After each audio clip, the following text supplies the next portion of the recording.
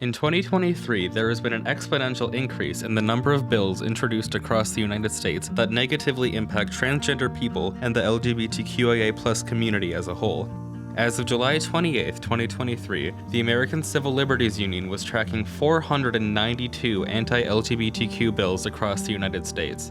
Translegislation.com, a website dedicated to tracking bills that negatively impact transgender people across the United States, is currently monitoring over 560 bills. To put this into perspective, only around 174 bills that were considered anti-LGBTQ were proposed during the entirety of 2022. Some of these laws that are currently active or passed include Arkansas House Bill 1468 and Senate Bill 1999, Florida House Bill 1069, Oklahoma House Bill 2186, and so many more. These introduced bills range from small detriments placed within larger changes to changes directly targeting and affecting transgender people, usually minors, as well as the LGBTQIA+ community.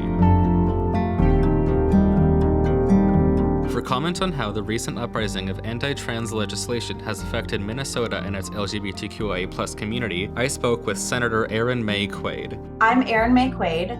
I am a state senator from Senate District 56, which is Apple Valley, Rosemount, and a small portion of Eagan. I use she, her pronouns. I'm the vice chair of the Education Committee, and I'm on the State and Local Government and Veterans Committee, the Human Services Committee, and the Education Finance Committee as well.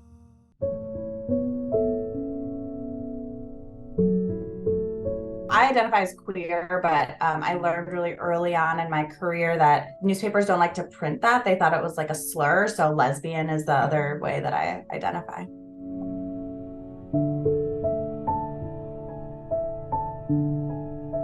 Well, in Minnesota, we're in a much better place than a lot of states, certainly a lot of our neighboring states. We passed a lot of bills this year. We passed the Trans Refuge Bill, or the Trans Refuge Act.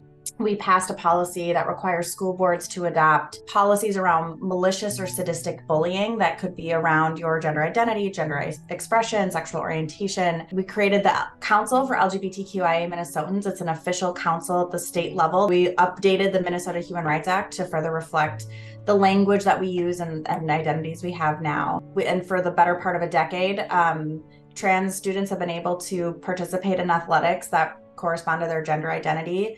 It is unconstitutional to prohibit a student from using the facilities that align with their gender identity. So we have good protections, and we're going to continue to work on those. There's more to do.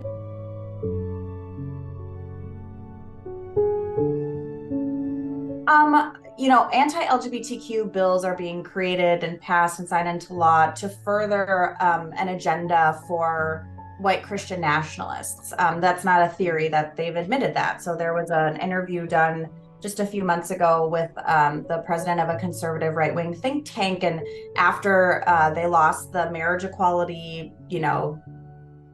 issue when the Supreme Court ruled in favor of marriage equality, he said we started looking for our next issue to galvanize our donors, and we threw everything at the wall, and the thing that stuck was attacking trans kids. It's to reinforce religion as science, so to say false things like there's only two genders and they're immutable and all of those things, to make their religion science. But ultimately, it is the goal of this broader movement to institute white Christian nationalism, a theocracy in our country, and attacking the LGBTQ community serves a number of those purposes. The goal isn't to just attack trans kids. The goal is the outcomes then that happen from attacking trans kids.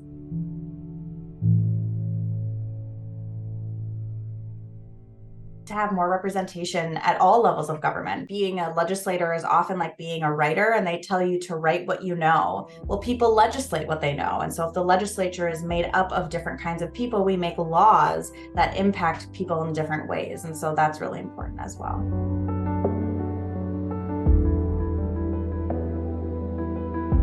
Whether they're an ally or a member of the community, to understand and be aware of what attacks on our community actually look like, what they sound like, and then get really comfortable with how to respond. So it could be something as simple as somebody says something homophobic or transphobic to you, to say, oh, I'm not a person who's going to join you in that conversation, or I'm actually not a person who agrees with you on that. Or it could be something like showing up to your school board meetings and really paying attention to what's going on there, because that's where a lot of the attacks are happening right now. There are great organizations like Outfront Minnesota, Gender Justice, where I work, and like go to Pride. We're all there too. So like expose yourself to some of the best, and it's not just Twin Cities Pride. There's prides all over the state. So that's a good place to just be in community as well.